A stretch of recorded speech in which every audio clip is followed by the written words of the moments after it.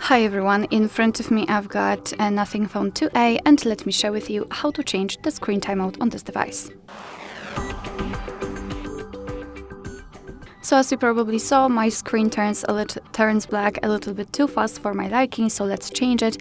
Let's first of all enter the settings, and here we have to find the display option. Now let's tap on the screen timeout, and as you can see here we've got some options from which we can choose.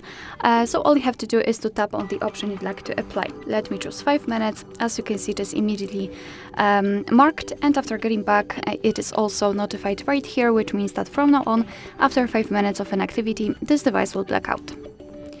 Alright, so that will be all. Thank you so much for watching. I hope that this video was helpful, and if it was, please hit the subscribe button and leave the thumbs up.